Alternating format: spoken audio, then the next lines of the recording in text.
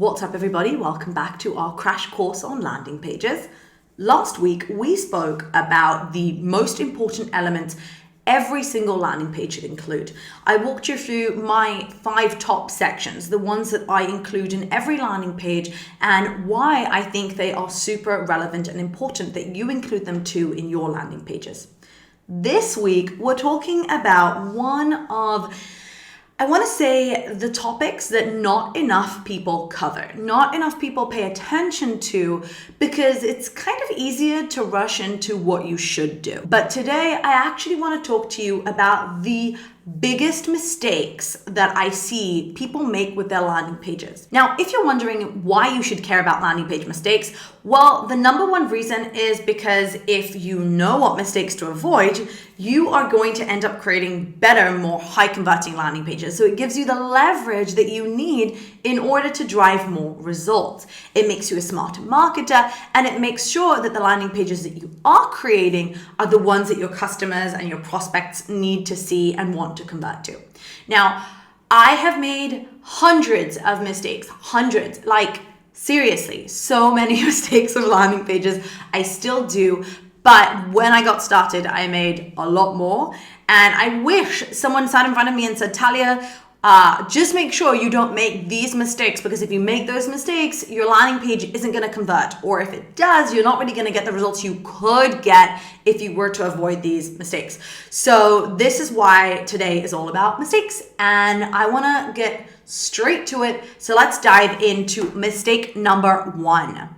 The first landing page mistake is that you are asking your prospects to take too many actions. Now, what I mean by that is not that you have too many call to action buttons, because if you watched my previous video, you know that I like to include many different calls to action within my landing page, but they're all the same call to action button. Maybe they have different copy, maybe they look a little different, though I try not to, but the request is always the same.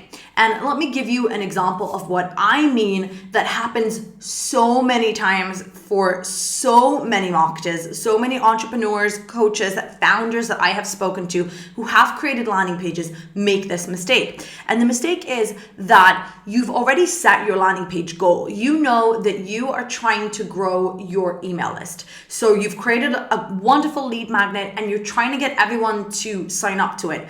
But within the landing page itself, you also say, well, if you want to book a call with me, here, click here. Or if you would like to watch a demo, here, click here. Or if you want to watch a video of me on YouTube, here, click here and go there. Or it could be even the simplest stuff like follow us on Facebook, on Instagram, follow me on TikTok, whatever it is. These are all different competing call to action buttons. And this is wrong for various reasons. Number one is that if you are asking for different types of actions from people, you are straight up confusing your prospect and you're not helping them make a decision. They're already on your page, they're ready to convert, or maybe they're thinking about converting, but now they're not sure what is the right action. Should I actually book a call with you? Should I sign up to your email list? Should I download the guide? Should I follow you on Instagram? Oh, look, a shiny new button, and they're gone. So that's number one, you're confusing people. And the second reason is that you're actually also confusing yourself, because you won't be able to measure the success of your landing page. Because if you have multiple requests from people, how are you going to decide if that landing page is working well or not for you? How are you going to decide if you should optimize this page, if there's a problem with the traffic that's coming to the page, if there's a problem with the copy? You won't be able to know that because you have too many requests, and some people are signing up to the list. Some people are going to a YouTube video. Some people just look at the page and run away because they don't know what to do. So big mistake, do not include more than one call to action on your page. And again, you can ask people to take the same action throughout the page. Again, in my previous video, I mentioned that in every section, almost every section, I include a call to action button. So that's why it's super important that when you're creating your call to action buttons, make sure to make it very, very clear that the end result is very obvious. So for example, if you are trying to get people to sign up for for your lead magnet, as I was saying, then you have a guide and you could include multiple calls to action on the page, but they don't have to have the exact same copy. You could say on one call to action, yes, send me my guide. In the next call to action button, you could say, sign me up for the guide.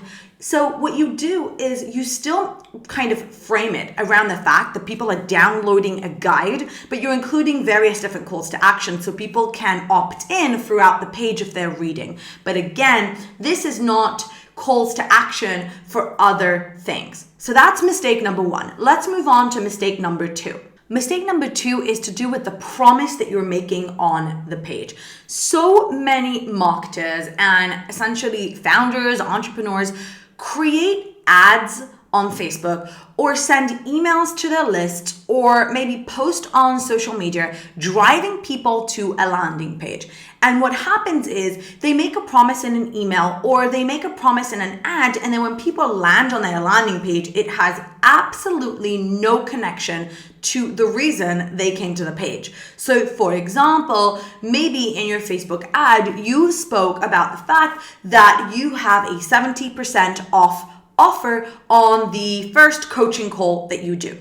However, when they land, they click through from the ad, they land on your landing page, and then the promise is something completely different, and there's a YouTube video of you in there and you're explaining how to do something, which in itself is valuable, but that's not why people clicked through from an ad or from your email campaign or from a social media post to that landing page.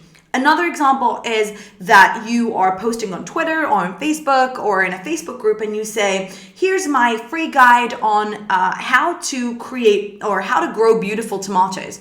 And people click through, and when they get to the landing page, it's a whole pitch about yourself and your services and what you do. And then at the end of the page, it says, oh, and here's that guide that I mentioned.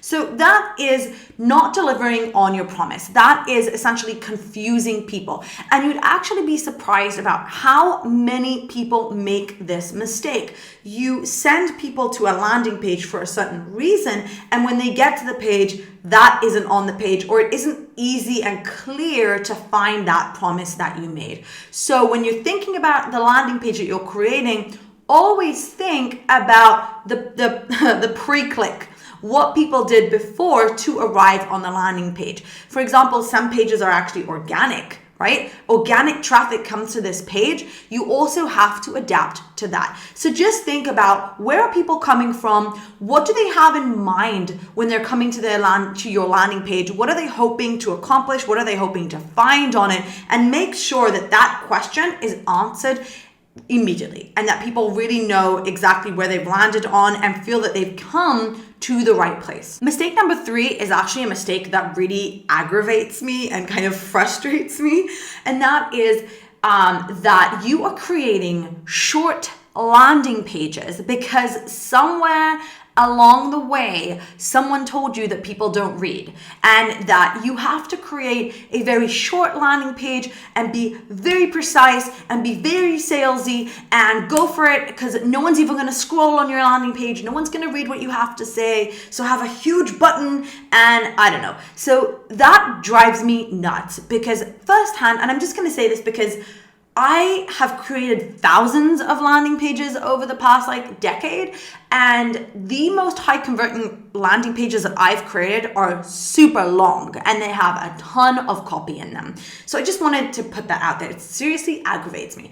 And it aggravates me because the people who are writing these blog posts or giving you all these suggestions on how you have to save your words and not write long copy, and God forbid don't write a ton of copy on your page because people don't read, are really, really sending you down the wrong path. Because the only reason people don't read is if you're not giving them a reason to. If you are making it about things that they don't care about, if you are essentially talking about yourself, or if you're not essentially giving them a reason to read.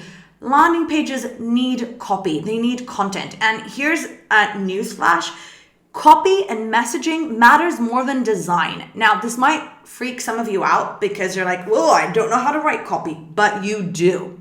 you do, and you can learn how to write copy, and you can get new frameworks, and you can learn new copy formulas.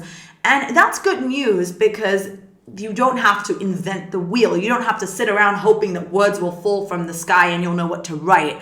But the good news is that messaging matters a lot more than design. Now, I'm not saying that design doesn't matter, because it is huge.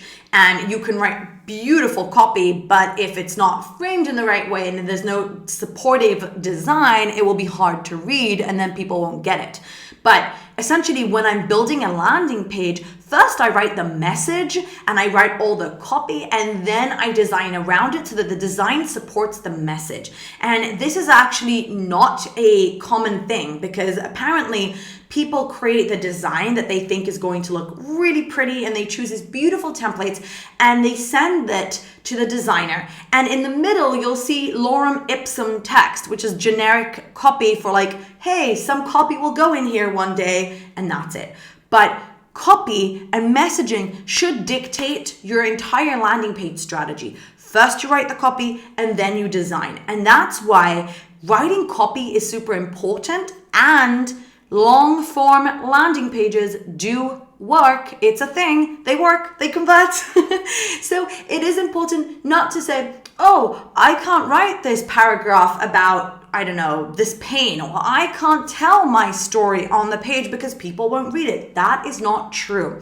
People do read if you give them a reason to read. And I can tell you that in this world where we have 40,000 messages a day, and we're seeing ads and all sorts of app notifications, and everyone's trying to grab your attention, the only way to actually stand out in this crowded market and all this noise is to write copy that resonates with people, that touches people. And to do that, you need to relate to people. You need to show them you know them. You are like them. You've gone through what they've gone through, and this is why you're the right person or company to solve that problem. You can't do that with a flashy headline and one call to action button.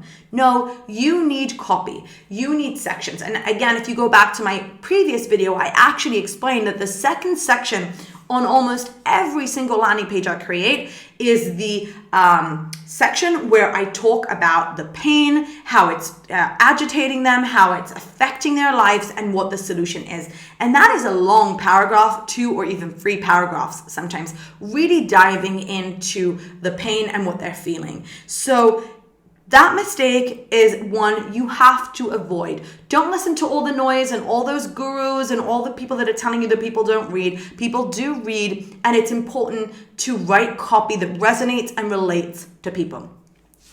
Whew, yeah. That really aggravates me. Mistake number 4 is actually completely related to the previous mistake, and that is that you might be making the landing page about you, about yourself. And what I mean by that is that everything on the page is about your offer, your solution, its pricing, the bullet points, the features, everything that you're offering. But when the prospect lands on your landing page, there's nothing in there about her that she can relate to. Now, the most high converting landing pages I've ever created and I've seen by the biggest brands in the world know that the key to creating a high converting page is actually making it about the customer. This is one of my foundational rules in the emotional targeting Bible sort of thing. I'll link the article to it below. But essentially, the most important thing to remember is that people don't buy products, we don't buy services, we buy better versions of ourselves. We buy into a promise, which means people are coming to your page with a challenge. They are going through something, and it can be a work-related challenge, it could be a personal life challenge, whatever it is. They're on your page hoping that you're going to solve it for them. Now, they need to know how it's going to help them. When you talk about yourself and your pricing and your features and how amazing you are and everything that you've done, that's cool. I mean, it might give you some social proof and trust, but that comes way later. What's important first is to make it about them, is to have a promise that really speaks to them and their goals and their desired outcomes. It's to have a section on the page that explains all the pain that they're going through, everything that they've tried that isn't working, or the stuff that they're feeling right now, if they're frustrated, if they're confused, if they're lonely, And again, this is also true for B2B. And then the solution. And the thing is that when you make your landing page, and this is actually a rule for all marketing, but when you make your landing page about your customer, about your client, you are way more in the way of actually increasing conversions and getting more conversions or sales or booking more calls or getting more people on your email list, because that's what people are interested in. They're interested in themselves. We want to know, what is the value for me? Cool. You have these features. Great. That's the pricing. Fantastic. But why should I choose you? And when the way to do that is to make it about them. It's to show them that you know them, that you relate to them, that you understand them, to show them that you are the right decision. And at the end of the day, it's about them. It's about their decision. It's about what they're going through. I'll give you an example. Let's say you're writing bullet points on the page. One of the cool things and the best ways to make it about the customer is to explain the result for them. So for example, it's not just helpful to say, this is easy to use, but you need to say, this is easy to use and it will save you those hundreds of hours that you're now spending going through spreadsheets, because I'm going to do it for you, for example. Or you can save hundreds of dollars on X, but how do you make it about them and say, hey, you could spend it on something else. You could put it towards your child's care. So whenever you're writing something on a page and whenever you're thinking about any element on the page, always think about, okay, cool, this is what I'm offering. And what is the value? Can I attach everything that I write on the page to the value that they are going to get and what that means for them? The final mistake is actually that you may not be following up. I know, crazy, but that is a very, very common mistake. You get people to sign up on your landing page and then you disappear. Two things that are super important in order to actually keep the relationship going, increase conversions, and get people to keep coming back. And that is, you need to create a thank you page and you need to send them an email. No matter what action it is that you're asking them to take on the page, it's super important that you follow up with a request. So number one, it's a thank you page, not a tiny little message that says thanks, expect an email in your inbox. No, an actual page that comes after the landing page, acknowledging that they took a very important step, that they're on their path to solving this issue, and that you're going to X, Y, and Z. I'm going to show up in your inbox any minute now. I'm sending you my best tips, or here's a video you can start watching right now to solve this problem, and so on. So the thank you page is the first follow-up. And that is important because, as I mentioned, too many pages just end as soon as you convert. And that's not very helpful, because if you want to maintain a relationship, if you want people to expect and open your emails, you need to tell them what to do. You need to tell them what to expect. It actually works on a very cool psychological trigger. It's called the foot in the door technique, which means that we are far more prone to taking additional steps once we've taken one step. So when someone's converted on your landing page, they're far more likely to take another step on the thank you page. And the thank you page can be used to either, as I mentioned, like maybe you're upselling a video, maybe you're selling something on that thank you page, maybe you're just telling them thank you and telling them to go to their email. But whatever it is, you can get them to actually take another step, even answer a question that you want to know about them. The next follow-up is actually the email. And this is super, super important. You made a promise on a landing page and now they're on your email list and you need to deliver. You need to show up in their inbox super quick and say, here's that thing that I promised you. Even if you provide it on the thank you page, still send an email, provide that free gift, acknowledge the fact that you've booked a call with them, whatever it is, and tell them what to expect. The art of following up isn't taken seriously enough. If you want to create a high converting experience, not just a landing page, but an entire experience that not just generates leads, but actually generates sales, you need to follow up. And too many landing pages just end. Okay, so those were the biggest mistakes that people make with their landing pages. Number one, you have too many calls to actions to too many things. You're confusing the heck out of your prospects. Number two, you are also confusing people who are coming from various different traffic sources who have no idea where they arrived on. They came for one thing, they arrived on the landing page, and it's something completely different. Number three, you are creating short landing pages with a headline and a call to action button because someone told you that people don't read. Well, people read, you need to write to them, you need to make it that they can actually relate to you and understand why they're on the page and why it's worth their time. Mistake number four is that you're making it about yourself and you want to make sure that your landing page is about them. What's their value? What's in it for them? What are they walking away with? And that is the only thing that will convert people. Lastly, you don't follow up. You aren't actually sending them an email. You're not presenting them with a thank you page acknowledging the steps that they just took.